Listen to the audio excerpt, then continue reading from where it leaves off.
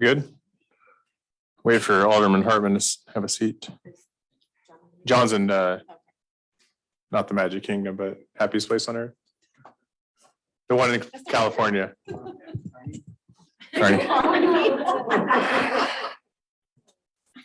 All right, Board of Aldermen work sessions called to order. Alderman Chevalier is enjoying Mickey Mouse in California, so he will not be here tonight. Everyone else is here though. So first item on the agenda is the Main Street District update. On is this yours and Alyssa and whoever else. Got the whole crew here. Make sure your microphone is on green. There we go. All righty. And do I move that or how do I move that?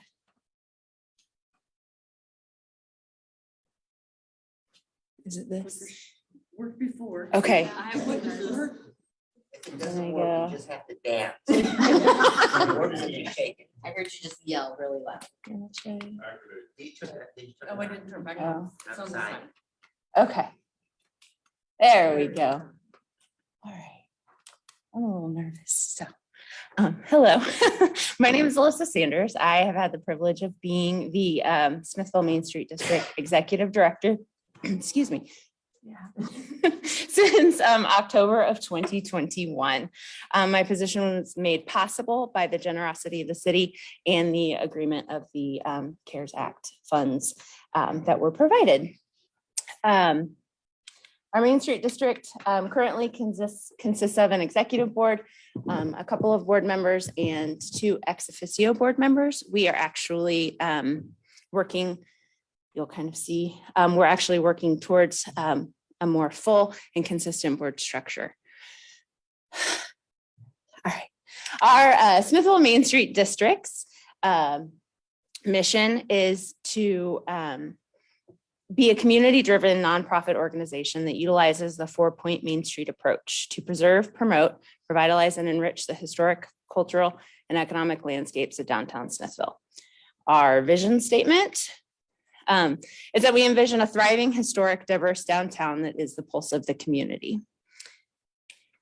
We were also founded by in 2019 by a group of local business owners for the community with the community empowerment grant that was designed to help communities form a Main Street program, begin building successful downtowns with new businesses, residents, and events celebrating all that makes the downtown the heart of the community. The grant provided 2 years of hands-on training. Sort of. It was during COVID. So literal over the shoulder from afar, guidance and encouragement to help build a strong foundation and get the organization running to a running start for long-lasting viability for our downtown. Since that time, we've graduated to affiliate status just this year.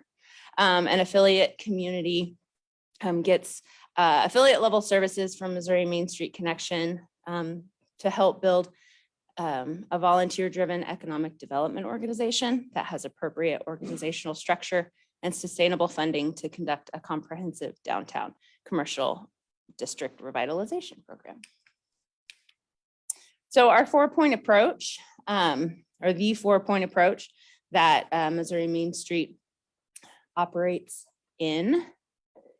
One second. And with the help of you all, the city and Missouri Main Street Connection, we're looking forward to continuing our efforts. Using this 4-point approach along with the committee structure from Missouri Main Street, we have been able to accomplish so much in the last few years, specifically working towards our transformation strategies that were created by Missouri Main Street during town halls and different community meetings. Those are to help our downtown become more family friendly, and then attract more tourists to our downtown, which inevitably will help the community as a whole. With the CARES Act funds that was graciously donated by the city, with the first installment of the $40,000, Main Street was able to hire myself for the executive director position. We were also able to expand our promotional materials, as well as pay for continuing education, travel, and lodging that is required per our Missouri Main Street Connection contract. With the addition of the $20,000 installment this year, We are planning on saving some for salary purposes, as we are not able to be self-funded at this time. We're also expanding and working towards storage space, office space, but storage space for our promotional event and business materials. Thank you for your investment. And I want to share with you some of the ways in that 4-point approach that we are working towards being more successful. The organization committee is the committee that builds a growing framework that includes a diverse representation of citizens. The organization committee also trains, develops leaders for the community's revitalization effort. Current projects include finalizing a committee chair. We're working with Lane Accounting in order to be 501c3 compliant. There's a lot of things that have to go into that. Some main streets have lost that, so we want to make sure we're staying within that.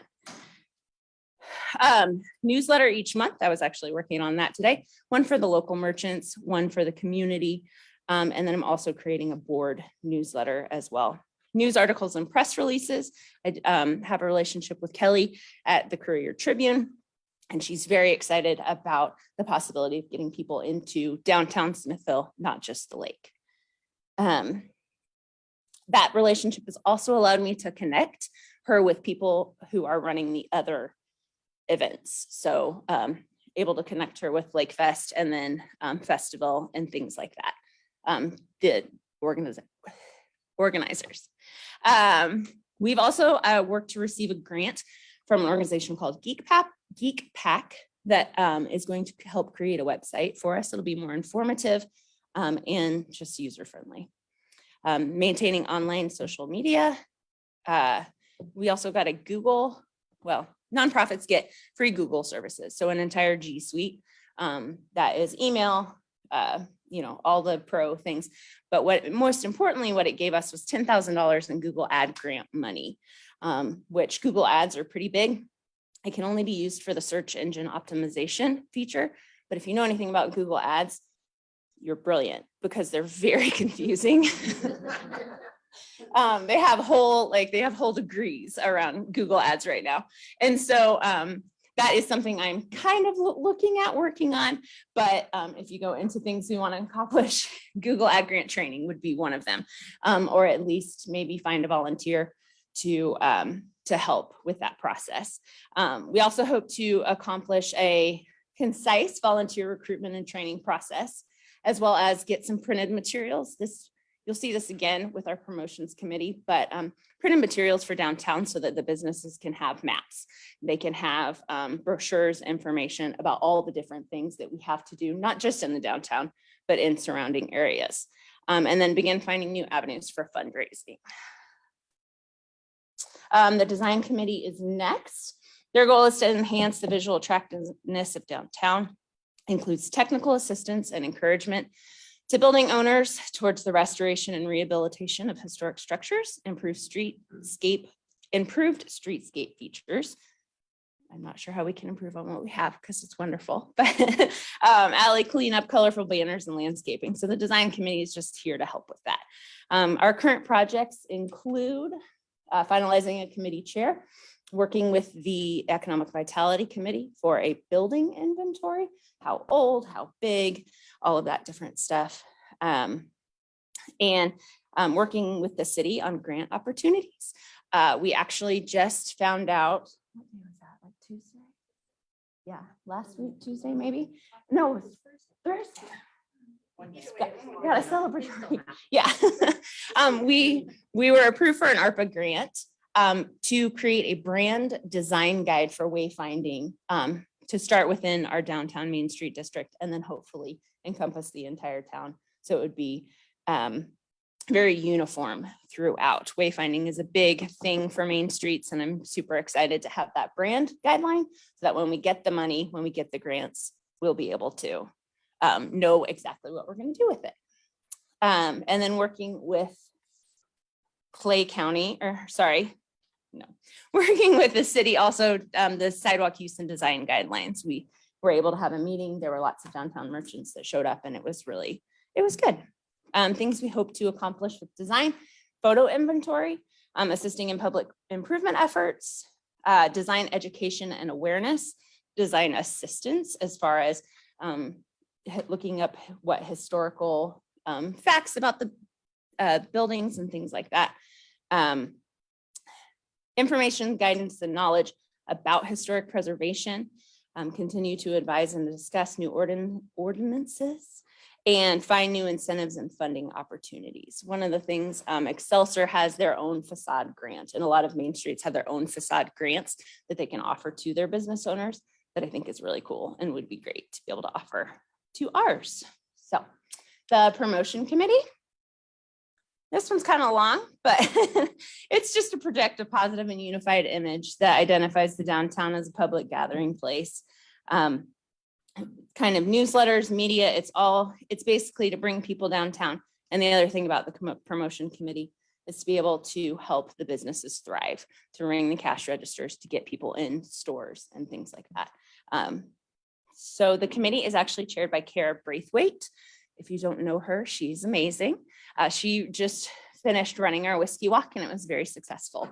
The current projects for the promotional committee include our wine and whiskey walks, ongoing events that we have. A lot of those are ones that have been a part of Heritage District, Main Street District for a while. Keeping those going because they help keep the lights on. And people really do look forward to them. The whiskey walk this year was fairly fun. Just having it right in the courtyard, and Junkville I know is a big thing for people because it's just unique vendors. So we have people come from all over to attend and be vendors there. We've also partnered with Parks and Rec and the Chamber for different community events. Speaking of the Courier Tribune, previously, we are working on a scavenger hunt for the next edition of the Lake Pilot that would specifically include downtown, so Main Street, Smithville Main Street. She was really excited about bringing people to the downtown, find this at this establishment and things like that. Working with the organization committee again, promotional materials, maps, brochures, information. Creating new events that focus on those transformation strategies of family friendly and bringing tourists into the town. Things we hope to accomplish, assess and plan for promotional program, a comprehensive annual calendar, image development ideas, slogans, help with street banners, promotional items, button, t-shirts, hats, the signs, and a downtown directory. Creating and implementing new events, always trying to figure out what things we can do to benefit the community. Working with local merchants to help increase sales. Christmas programming, Carthage, Missouri this year. This is not something I want to do on this scale, but they had a 42-day Christmas festival. And she will never do it again. Yeah. And so it was neat how they pulled it together, and it was in their park, something probably like Heritage. The way she talks about it, it was a lot. But something like that, to be able to line the streets with lights, to help with the lighted parade, just make Christmas really magical down here because we have great space for it. Providing tourists with information activities, and then metrics to measure the promotional success. So it could be tax reports, pedestrian counts, special events, business evaluations. And lastly, the Economic Vitality Committee. This one I'm super excited about. This committee analyzes current market forces to develop long-term solutions, develop a business recruitment program while strengthening the competitiveness of existing merchants and service businesses. One of the goals is to fill vacant spaces while diversifying the economic base.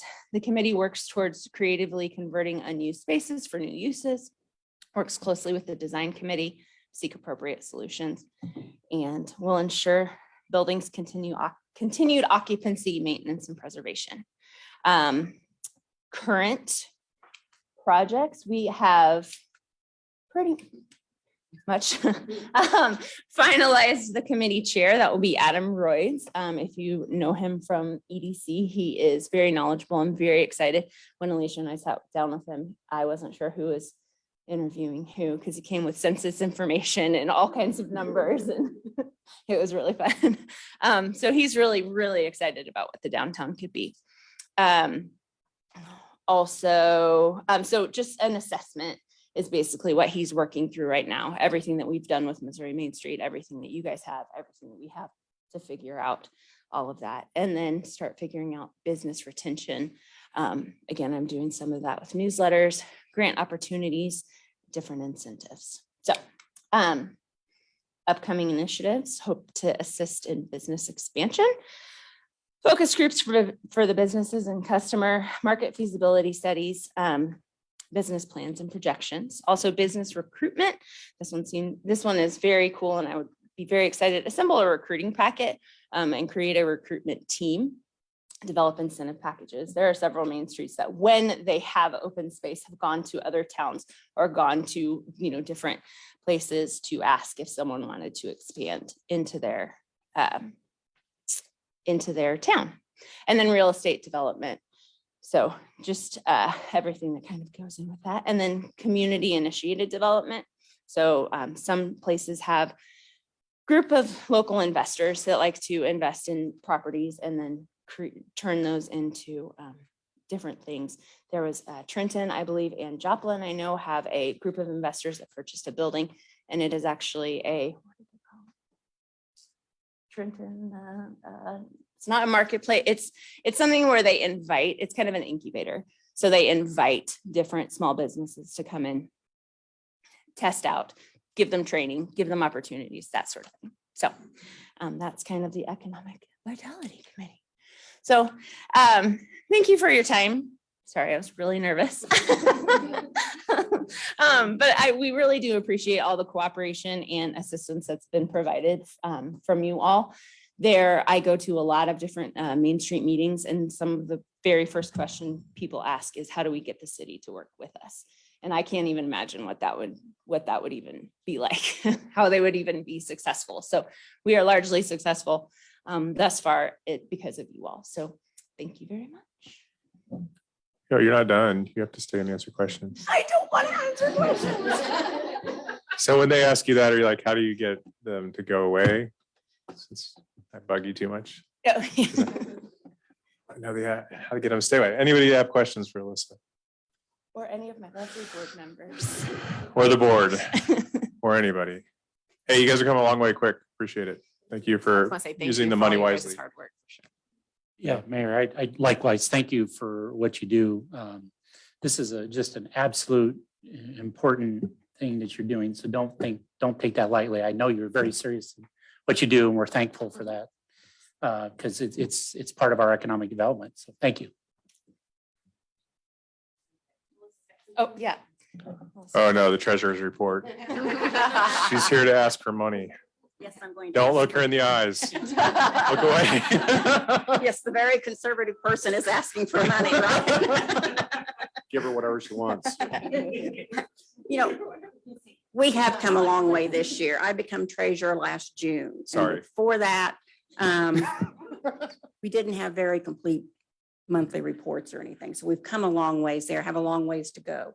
As treasurer, I learned a lot when we tried to put this year's budget together, realized this has been a tough year. We're only like 7 months through it. But what I've learned as treasurer, there's a lot more need. And I'm going to say it from the city for support. Some of our wants, I'm going to put this as needs, not wants. We need a printer and a computer. We really need to have some city funding for continued training. I did not realize how much required training an executive director has to go to for us to keep our status with Missouri Main Street. So we're asking for $10,000 on top of the $20,000. We would like to have, however this works out, assistance with advertising and promotional assistance, whether Sorry, we can't afford batteries. We can't.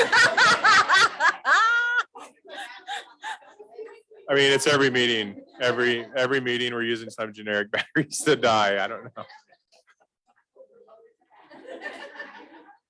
I think you budgeted for that, Mike, originally, and that's why it's not working as well. Sorry. We could, yeah, we probably just hook up one of these, run a wire. Probably does. Wire that up for us. I got some battery backups. We'll figure it out. Yeah, probably. Then we got to charge that. So that's really, I would say, the wants and needs for this coming year. But I do want to make, huh? We lost the whole thing. I'm just kidding. Well, I'm gonna raise it up. What was then. that You didn't again? hear that. I want 20,000 in Okay. training. No, I do want to make a comment, though. As a citizen of our town, I was very disappointed when we put out and we kept pushing and pushing and pushing the small town showcase by Missouri Humanities. And we asked citizens of our community to vote. We were the largest population of all of the towns that was in there, and our town was one with the lowest votes for our town. I was very disheartened to see that. I don't know where you guys were on that, if any of you voted or didn't vote, and if you didn't vote, I'm gonna say shame on you. Every email address I could use, I tried. But what that tells me, though, is as a community, we as Missouri Main Street have a lot more to do to promote Smithville Main Street District. I don't know what all we're gonna have to do that, but that's where I'm looking to the city to help with us doing that.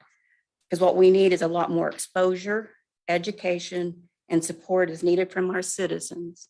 And in my opinion, with being here for a year now, this is still going to require continued financial partnership with the city. And hopefully we can start getting citizens in our community to become financial partners and sponsors with our downtown district. Because we've got a beautiful downtown. We just need to keep it going, improving it in other ways. And So, supporting it. I've been saying that Yes. for a lot of years. Yeah. Since 2016, when we started down here. We have a great mhm. opportunity right in front of us to support this city and support downtown and support everything that happens in Smithville. So yes, we do need more involvement in however that is and however we can get it. It needs to happen. I agree, but I think that one contest we were in really opened my eyes up to truthfully what little support we have from the majority of our citizens in our town. And that's shame on all of us. So anyway, and one thing I do want to say, when I was asking for that money, Alyssa and I are working on, she provided me some documentation to read on federal grants. So we're going to look through that process too, of making sure that we have applied in the right order and all of our I's are dotted and T's are crossed on looking for federal grants that could possibly help us as well. That's what the city's doing. So the way we designed the MOU, we have the money, right? Do we need to, would you guys be open to revisiting those terms to get some of those later years earlier to help accelerate what you're trying to do? Because then it's not really hitting the rest of the budget. It's already money that's encumbered, right? Yeah. Finance director or finance chair. It's not And finance encumbered, director. but it's, we've. I mean, it's money we have sitting in the identified bank. it, Yeah. Okay. So Sounds like So- we're So- still in startup and we need to get some startup. Yeah. things I going. think So Alyssa look at alluded to 10,000 that. additional in the 23 budget and then commiserately reduce the following year, or that's. The last year. Yes. We could look at See where look we at the go. last year. I mean, we could, if you still need year 4, we'd have to look at it from the regular budget. But I think if we look at it that, because we originally talked about not as steep a drop offs, but Mhm. I think we could just move it around a little bit and revisit the MOU to fix it. For what works for you. Because I know you're working hard. They're working very hard. They're working much Except harder that than one I am. I person. just sit down and put numbers together once a month and Melissa, have you identified, or is the Main Street identified what the cost of a printer and I believe a computer would be? Do you have an ask on that? no, we just want the very Just best. pull one out of your, just take the one out of Dirk's office and give it to him. I'm sorry. I'm sure he needs a new one anyway. You know, that's why there's no cost there. No, I haven't. I don't know if Alyssa has figure or it not. And the one thing we had hoped to do this year, and it's not come around yet, is we're really hoping to have our own storefront. Yeah. That would help a lot, I think. So, and that just hasn't presented itself yet. You know, I'd put some money in the budget for rent, but truthfully, I'm glad. We just had more Haven't done it offices yet. downtown. So, um, And if I may, Melissa also had indicated there are pretty significant training requirements for Main Street. Alyssa, how many days a month are you at training there? It is pretty intensive. And I don't think we had anticipated that when we developed the MOU. So I think this all makes Yeah. sense.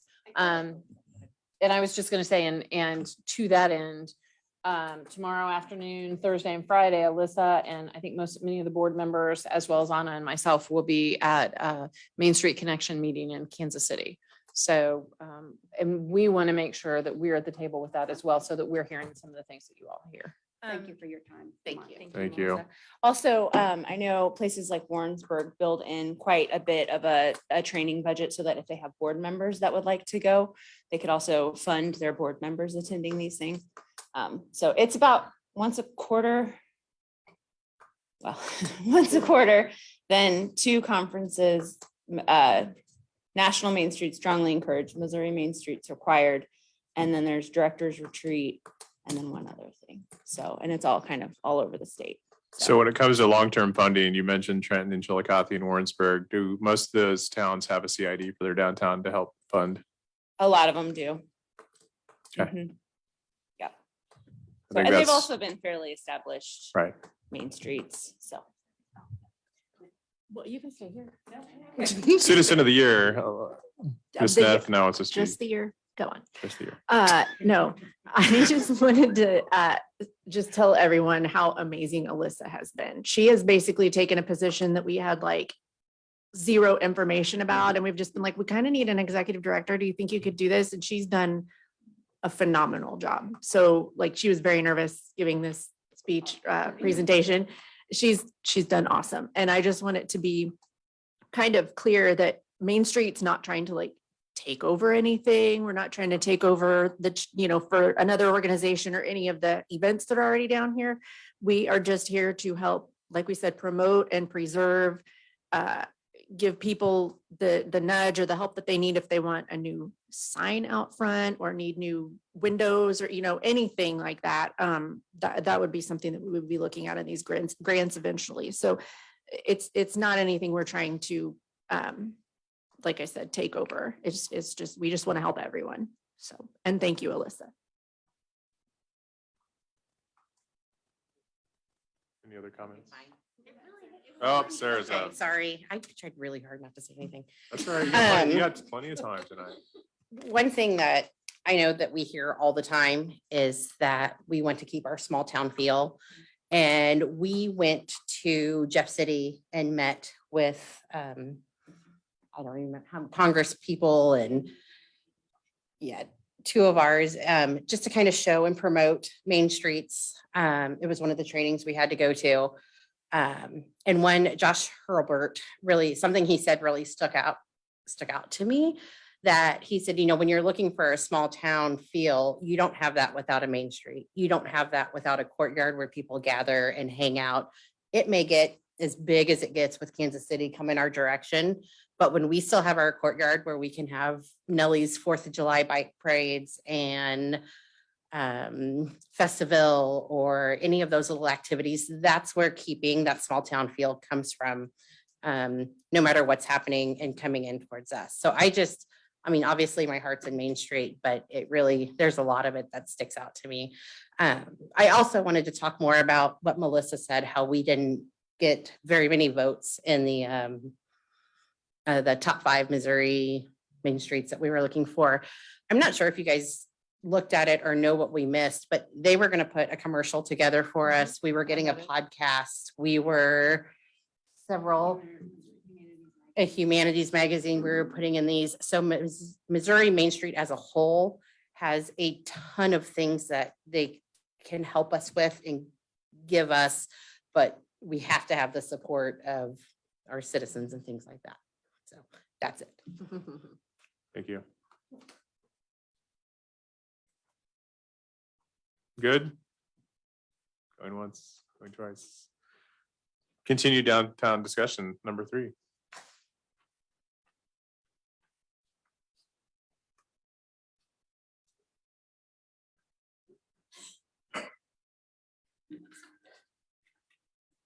Good evening, Mr. Mayor, board members.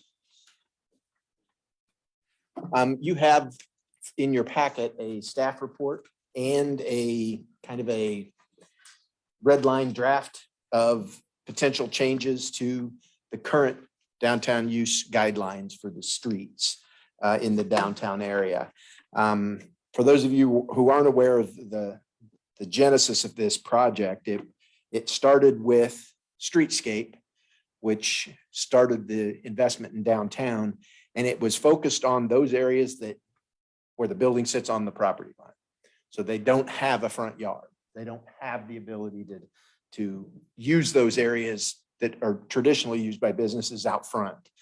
It's directly in the sidewalk or in the street area. So we created in 2019 these guidelines on how to use it for sidewalk cafes and sidewalk sales, and how a sign advertising a business could be used in that locale. Generally, those are prohibited. You can't put your own sign in the right of way. So we created the system we have. At the time of the creation, the plan was every year, let's come back.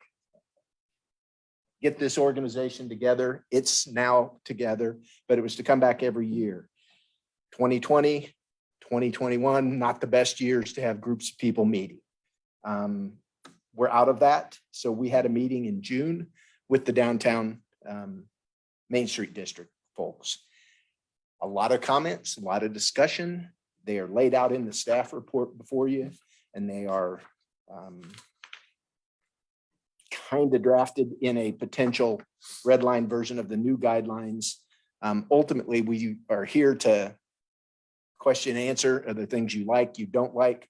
These are generally the discussion recommendations from the Main Street District, which is just basically the businesses downtown. So I prefer to open this up for discussion. I don't know that there's anything more I can say than what's in the document other than answer questions. So I'll leave it open to you all to see if I can answer some questions. Jack, I have a question here on the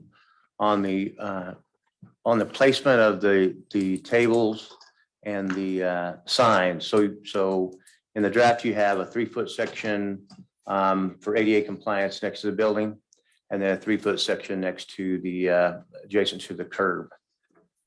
That middle section that we talk about for tables and stuff for cafe type, but it's a sign, like a sign if someone wanted to put a sign up from the city that says sell today or whatever, right? Where would that, I didn't understand where that placement would be. Is that because we talk about weaving in and out, but I'm not sure where that placement was actually meant to be. Well, and ultimately that merchant use area, however it ultimately is defined, the initial definition straight up against the front of the buildings, and then the car door area. So they can't open car doors into you. Don't block those areas, but everything else in there you can lease.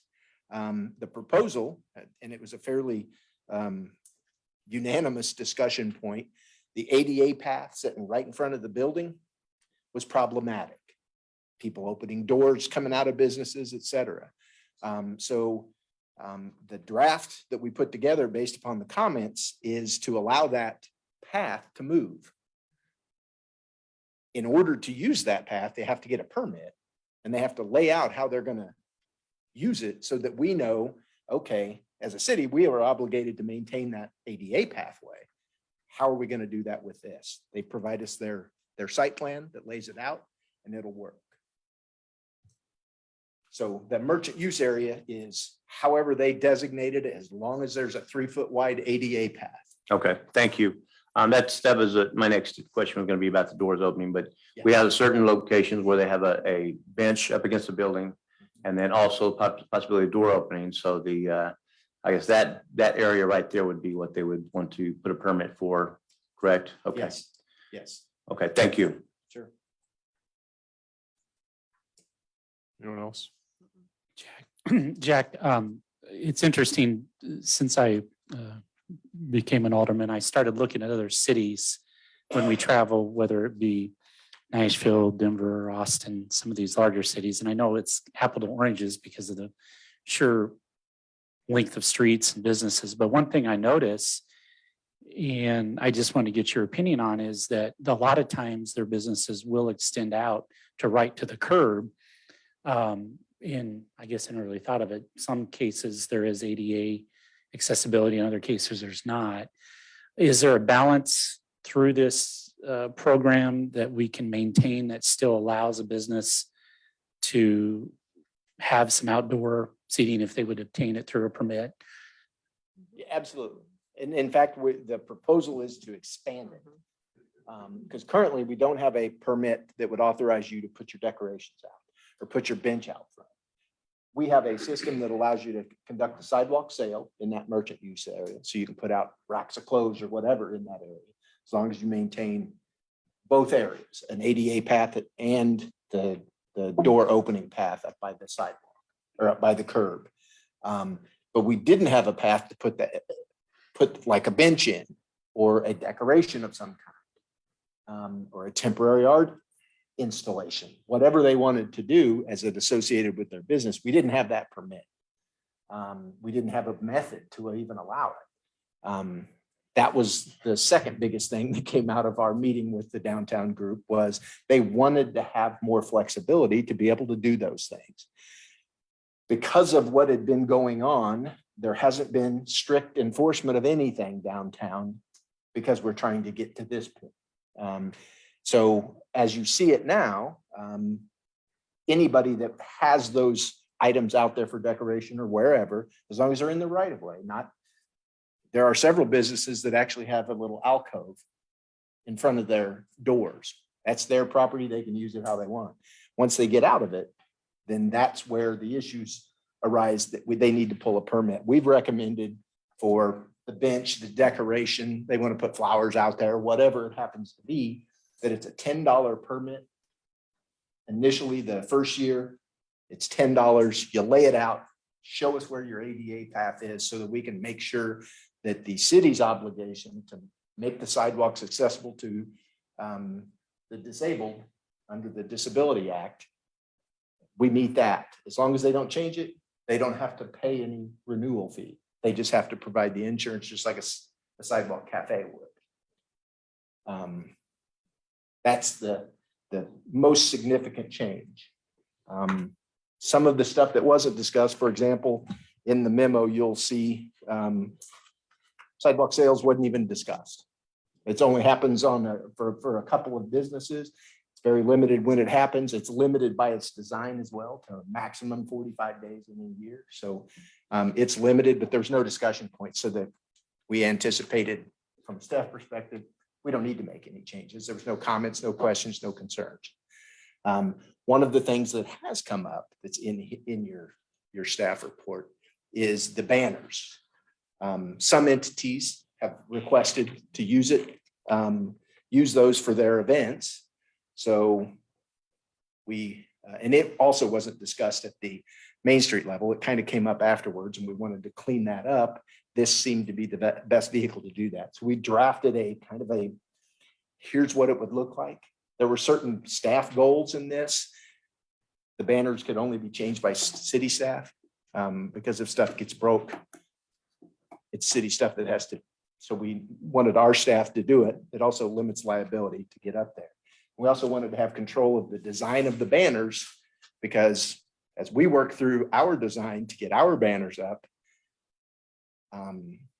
very specific design, how big the hole has to be to slide over, so that when our staff are doing those changes, it's a lot safer and it's a lot quicker. We can secure them with the way we've got set up. Those were the two focuses we had. Everything else was, there are currently 68 banner areas. That's a lot of banners. We would suggest, and it's laid out in here, let's leave it at 20 banners, and the basic location you want to put your banners up, it goes at the locations that are identified, the corners basically. If you want to go 20 banners in other locations, you just have to provide us which poles you want to use so that we know where it's at, mainly because our staff's going to then get those banners and install them. They just need to be installed where you want them. That's good. No, thank you for that. And I like that we're establishing a standard and we were going through the Missouri Main Street to look at those, to take a little bit of a burden off the city staff for that. So Sure. Last thing I wanted to highlight is one of the biggest questions, concerns, third item was the signs that we lease. Some of them don't like them. Some of them are too big to move for some of the business owners. They wanted more options. We've created a kind of an example for if somebody has one that they're interested in looking at, it needs to come through the city. We need to acquire it on their behalf and lease it. Long-term, you just saw Alyssa's presentation about the design of downtown and their groups, organizational stuff. Our hope is to have them do that entire design process. These are the signs that they want for their downtown. And that over time, again, next year, we'll be hopefully tweaking this again, or maybe not. Maybe everything is perfect. But so that's a significant change in there as well, that process to allow different signs to be acquired. Jack, who's responsible for compliance enforcement? Is that your staff? Yes. And do you have enough staff to support this? Anyone else? Well, Jack, I appreciate your time on this. I think you're the only one in this room that's been working on this for the last 10 years or however long you've been working on downtown. So those of you that don't know, Jack helped draft the language that got on the ballot to do the improvements. So I don't think he gets enough credit for that. So thank you. With that being said, we'll put together new design guidelines based upon this. And then we'll bring it to the board for final approval in coming weeks. I can't tell you when. Sounds good. Thank you. Thank you. Oh, Chuck. No, it's all gone.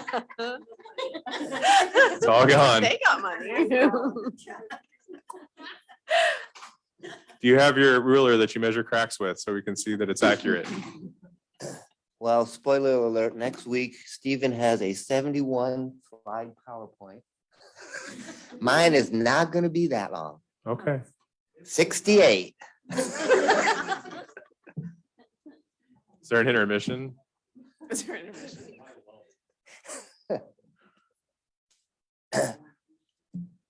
Well, good evening. I'm Chuck Souls. I'm the Public Works Director for the city, and we're here to talk about street maintenance tonight. Always a fun, and this is downtown Smithville, the streetscape program on Main Street before or during construction and after. Heck of a project, and we're continuing with phase 3 next year, but all right. I'm gonna start dancing. A couple of years ago when I started, I provided a report to the board about PCI, and we did a huge inventory, and I know some of you weren't on the board at that point. So I'm going to spend a few minutes to kind of go over some of that. So PCI, we call it PCI, is Pavement Condition Index. It's a rating or score that we give to a segment of pavement that provides comparable condition from segment to segment. So we basically grade them from 0 to 100. 0 is bad, 100 is good. Streets typically have a design life of 20 years. Doesn't mean we don't have to maintain them. We have to do crack sealing. We have to do pothole repair. We have to do microsurfacing. Keeping roads in a serviceable condition is the goal, so we can extend the life of the pavement. Crack sealing, pothole repair, resurfacing of a pavement can save money in the long term. $1 spent today can save $4 to $5 in maintenance if it's deferred, if it's delayed. The PCI is only one factor, though, that we use when we're determining street maintenance needs. We look at traffic volume, speed, safety, road classification, affordability, and location.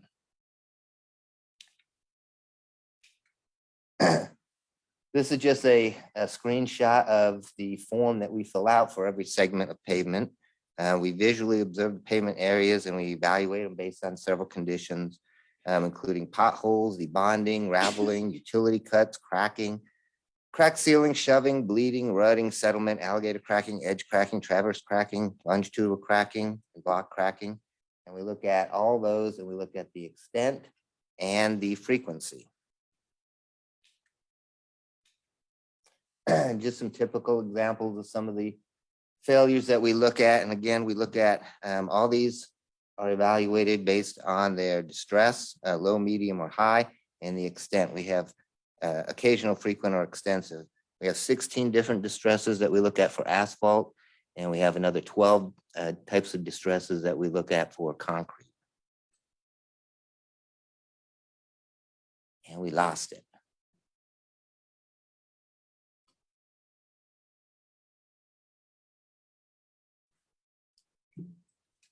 There it is. Oh, you were trying to move it?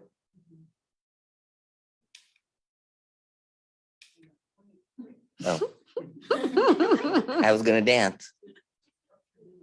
Now? All right.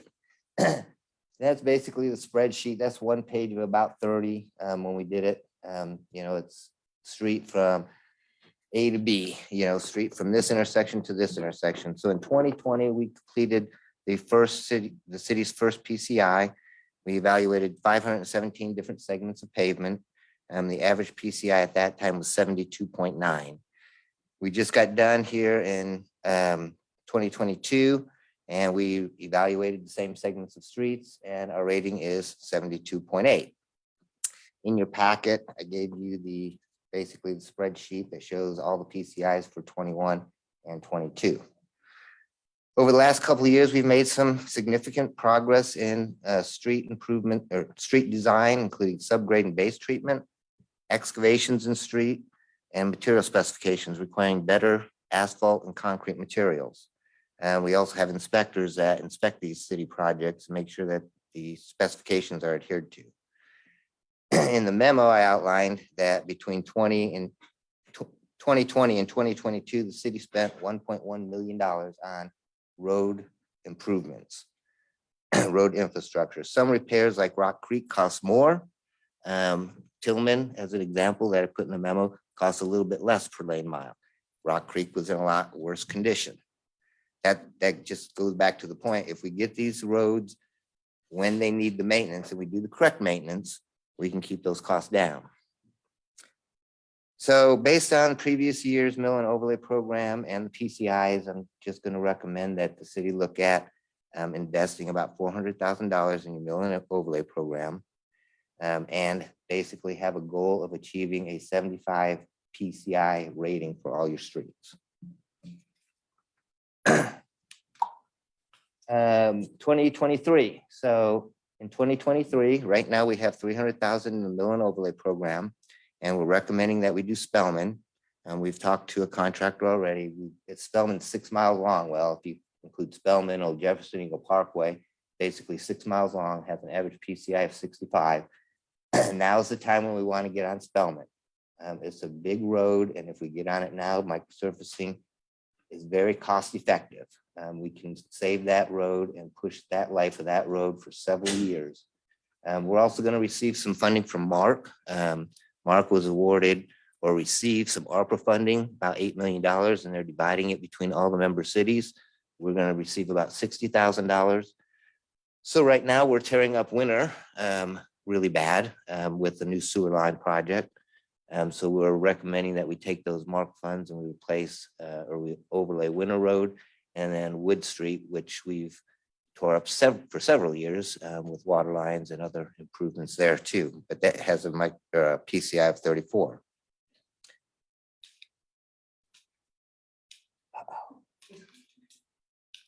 It's not working. Batteries. Budget. And then the additional projects that we're working on, we're going to do Bridge Street with our streetscape program from Church to First. We're going to do 4th Terrace and 4th Street, and we're going to do Quincy from Hawthorne to Maple. Totaling all that together, we'll spend about $810,000 in 2023. Okay. Preventative maintenance just ahead. So I can answer questions. And if I could too quickly before, and I'm sorry, I probably should have introduced this in the next item. at the governing body retreat, we talked about priorities of the board in development of the 2023 budget. We'll be providing the city administrator's recommended budget to you all on August 16th, so our next meeting. And that will incorporate the information presented here, any feedback we receive from you all. So that's why we want to make sure we get this information to you in an understanding of the pavement management analysis or the pavement condition analysis. And what we're looking at, we had talked about and the board directed us to look at additional funds in the budget. That's where the $400,000 number is coming from. And as Chuck noted, we also do spend funds from other funds, particularly when we're doing utility projects to make improvements or redo those roads that we have an impact on. So there are multiple areas where we fund those. So the priorities that we heard at the retreat related to some staffing, which we have included in the budget, and we talked about really at the retreat, overlay and sidewalk program. So that's part of why we brought those forward this evening. So sorry to interrupt there, but wanted to set that stage. Check how many years in between PCI studies? 2 years? We did 2, yeah. Okay. Yeah, we could do it more frequently. It's just, it takes a lot of time. It sounds Yeah, costly. I mean, we gotta physically get on every street, you know, and the PCI, I mean, we held our own. Streets deteriorate every year. We did some significant improvements. I can't remember what I had in the memo, but we've affected like 7% of the street. You know, it's not gonna move a whole lot just because we've only affected a little bit, but over the next few years, you know, with the improvements we're making, some of it's through water projects and sewer projects where we tear the road up and have to redo them. But with the additional funding that Stephen's gonna propose or Cynthia's gonna propose in the next few years' budget, that PCI will start going up a little bit faster. But if you have a threshold of 75 PCI right now, that takes in consideration wear and tear for the next 2 years? Well, the current PCI will continue deteriorating, Yeah. but hopefully we're gonna, like, next year, we're anticipating $800,000 in road infrastructure repairs. Okay. That's twice what I would recommend. So we're gonna start gaining it. And that 6 miles of road is 12 lane miles, which is That makes a a big big chunk, difference right? That's too. 10%. And that's the whole point. You know, we want to get on these roads and spend, you know, 300,000 to do Spellman instead of $1.5 million for 6 miles. Yeah. And that's old MoDOT road, so it should be thick in some areas. Yeah, the subgrade should be good. I mean, it's got cracking and the surface needs to just Grass, be better. Yeah. We'll burn the grass out before we Growing do grass. it. so much traffic, it's growing grass. Hey Chuck, one of the things, kind of state the obvious here, but we appreciate you doing this because in the past, we've never done this before as a city.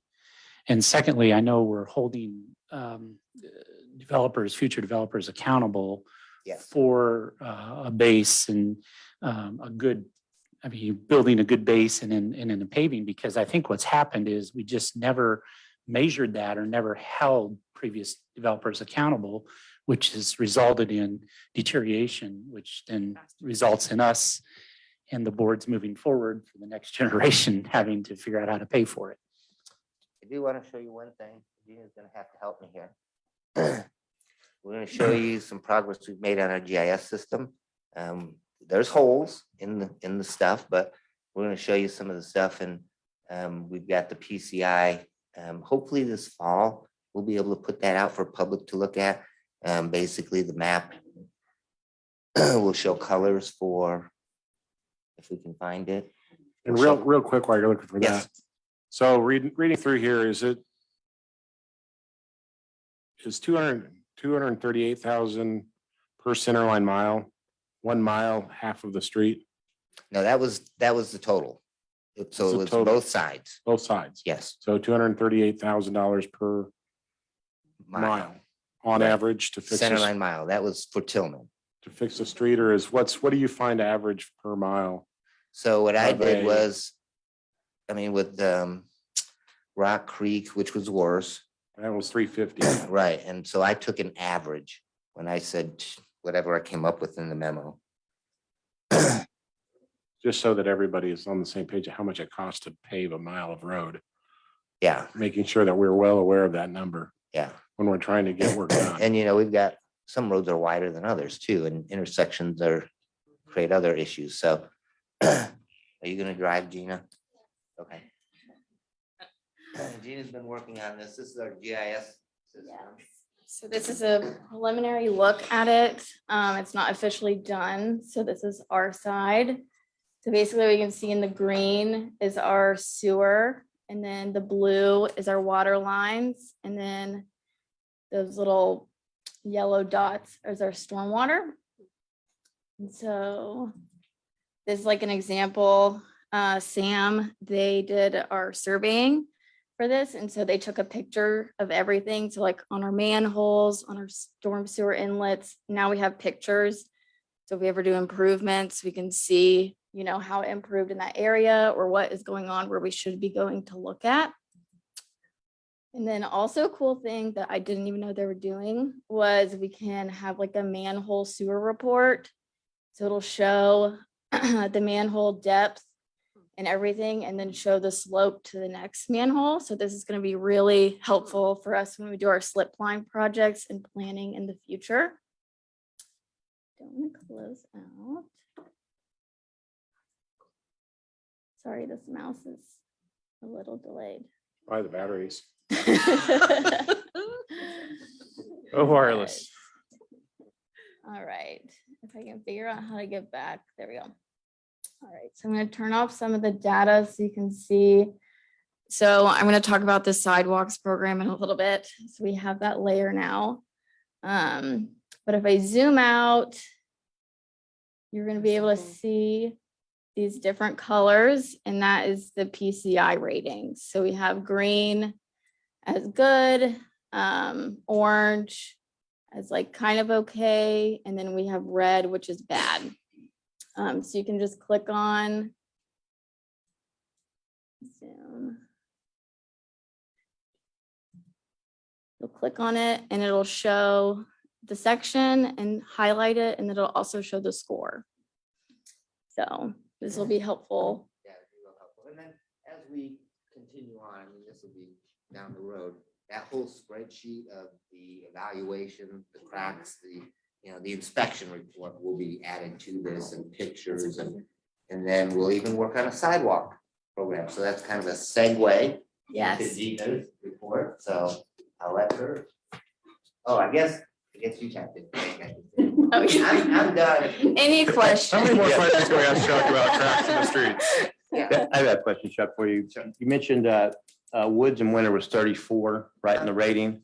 And I've seen several times where we have to do an emergency update. Once we dig the concrete up, that there's what's underneath there is something that way worse than what we thought it was. It's been replaced twice in the last 2 years. Yeah, right, which is fine, but I mean, when we're doing these estimates on these roads, does that include any underground infrastructure as far as when we're gonna dig it up that we're planning for in advance? What we're trying to do is do that stuff in advance. So like winter, we're putting the new sewer line in, the water line's already been replaced, so we can do that. There's a current project going on up I know, right there. right that's the now. one we got a big old mess up there. So we're trying to do the underground stuff first, especially if we have problems. Quincy's another one. We're going to be doing the water line and storm sewer up there. The sewer's in the back. Fourth Terrace is the same thing. So we are trying to make sure that we try and address the underground stuff before we spend a lot of money on the surface. Okay, thank you. And you mentioned a segment, a while ago. What for that spreadsheet you had up there for every segment, what classifies a segment? Is it from road to road in the neighborhood? Or is it a long one like Tillman, or is it? Well, so Tillman didn't have as many. Typically, it's intersection to intersection, but there's some roads that they pick up some different landmarks. So I think there's a couple, you look through the list, it may be to a certain address. So they broke the section just so, because, you could have one bad pothole doesn't mean the score for the whole segment's gonna go down. And if your segment's really long, so your segments aren't equal, so they're, you can't compare just because one street has a 30 and another street has a 30 or has a 40. If one street's a lot longer, so it's they're not the same length segment, but typically it's intersection to intersection. Okay, that's one of my points is that if some of those pictures showed, look like around the curve were really bad, right? So, but Yes. the rest of the street right before that might be very good. Yes. So how does that curve fit into the overall street overlay? So like on Quincy, you're probably talking about, Quincy was broke up into several sections and has several different ratings on it. And when I mentioned that PCI is not the only factor, if we're there anyway, fixing a section and the next section, maybe it's not quite as bad, but in the next few years, we feel it's gonna need maintenance anyway, we're gonna do it at the same time because we're there and the contractor doesn't have to keep mobilizing. Just trying to keep those prices down from the mobilization. Okay, so if you're gonna say, okay, next year we want to do where the street is. So this year we're going to tear it up and fix the lines underneath there. Right. And plan ahead. Okay, thank you, Chuck. Yep. Thank you. Good job. Okay, thank you. Anything else for Chuck? You're free. You want the most money, so you have to, you know. Chuck always wants the money. All right, sidewalks. I hear we have about 30 streets without sidewalks on them, so let's fix that. Yeah, we're trying. All right, I'm Gina Pate, Management Analyst in Public Works, and tonight is just a follow-up discussion from June 21st on the Sidewalk Improvement Program. So last time we asked for feedback on the program's priority areas, budget, and enforcement. And so we've just prepared some additional information for you all. We received comments on promoting the current sidewalk improvement program, and we did a Did You Know post, and we also advertised this in the August newsletter. And then, as you see, GIS is very in the works. So I'm training the engineering technicians this week on how to do issue reports on sidewalks. So that'll help us kind of make a similar program to the PCI and what'll be like similar colors and everything. And then you asked for a cutoff date for the program enrollment. We're going to look at, identify the area based on that condition map. And then after that, we'll send out letters and try to contact all of the property owners. And if they do not wish to be in the program and they're identified with a hazardous sidewalk, then we'll ask them to fix it themselves and give them about 30 days to do that. And if they don't, we'll issue them a citation from our codes enforcement officer. And then basically the goal of the program is just to address the entire area. And if something happens where like a sidewalk blows up, you know, like on Main Street Trail did that, we would address those on a, you know, case by case basis. So just because we were already there doesn't mean we would address an issue if it arises. So unless there are any other questions or feedback, we're just looking to bring this forward for an adoption of the new revised program. Yeah, I have a question again. Yeah. It mentioned about the average cost of about $200, if I remember right, for the. Yes. And so now with the new proposal, how much would the homeowner be paying versus what he or she was paying before? So we're assuming it'll be similar pricing, and it honestly might be a little bit cheaper because it's going to be a larger area. And then it also depends on how, you know, are they replacing everything in front of their house, or is it just, you know, one panel? So it just kind of varies on a case by case basis, but we're assuming it'll be very similar to how it is now, or maybe even a little bit lower. Okay, thank you. Have we looked into the options like mud jacking and things like that? Like I constantly walk south on Liberty Mhm. and the sidewalks the only sidewalks that are there on the east side of the street, and they're all laying at an angle, but they're in good shape. Laying at a pretty stout angle. Yeah. So bad that I can't constantly walk on it. I walk in the street. Which at night can be a problem because we only have street lights on corners. Right. So are there other options available? Yeah. Construction is mud. We can look into that. I haven't had much luck with mud jacking. It will last for a few years and then you gotta go back and do it again. Foam jacking now, I see that's a big deal. Foam, I wouldn't do. When I in Lawrence, KDOT did a big project using foam, and it lasted like 3 weeks, and they had to tear up the whole road. I mean, it was a waste. But it was a lot bigger fill. We can take a look at some of those grinding. We've done some grinding out on the trail to get rid of a bump. I mean, that's an option. We're looking for hazardous things. We're looking for trip hazards. It's that particular area. I mean, Again, it's my constant route, but right. it's a whole 3 or 4 houses worth of sidewalk at an angle that is sunk in and lifted. And I On a think, hill. in those, it's going to be more cost effective to rip it out and build it the right way. Right. Yeah, then try to, Well, and that's what It's we too we bad would because look it at. is in such great shape. It's But just the- again, we're not looking at this to be perfect sidewalks initially. We're looking at hazards. So, if it's 45 degrees, we'll probably recommend fixing it. If it's 10 degrees, we can probably get by with it until maybe we get around and get some of these bad sidewalks addressed. So we're gonna look first at, the really bad ones. Is there a tripping hazard? And then we're going to look at, and I keep using this one just because I drive by it all the time. Is there just a short gap like on Hospital Drive and Commercial that we can fix? And, run through the town It's maybe. kind of that one there's kind of a hazard, falling off. hazard. Yes, Yes. We've got several storm sewers where it's settled right next to the storm sewer that we need to raise up, and we need to fasten that to that storm box top because the sidewalk needs to move with that, or it's gonna happen again, because you can't get real good compaction because you can't get that close with equipment that's the flowable fill discussion we had, it's hard. So, our first blush through here is going to be what's in the worst shape. And then we can always come back after we take care of those. I think a lot of the neighborhoods are in fairly good shape.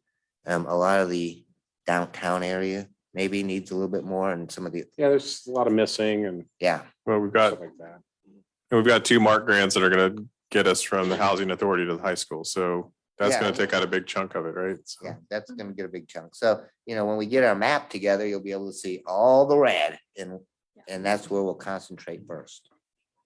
So, but there are other options.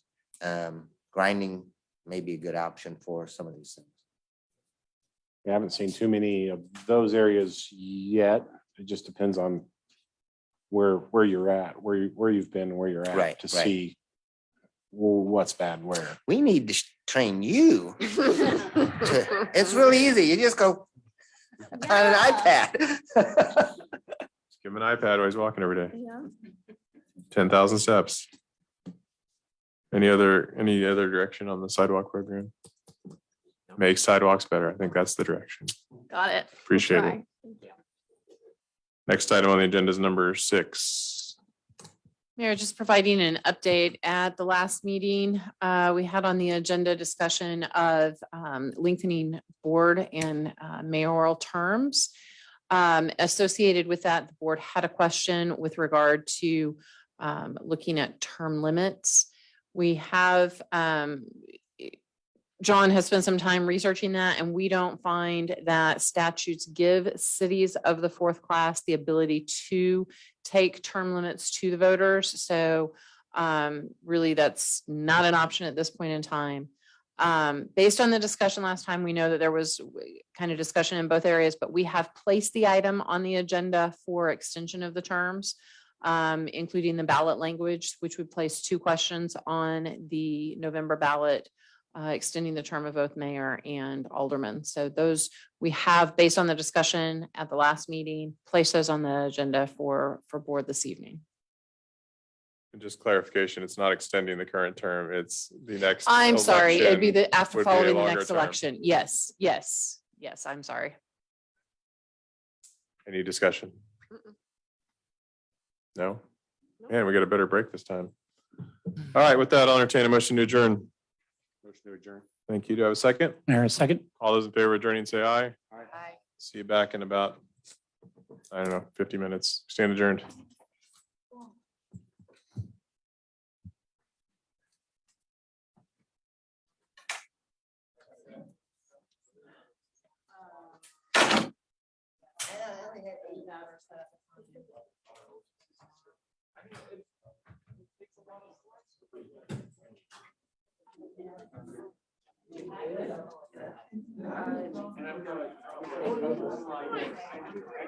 That's fine.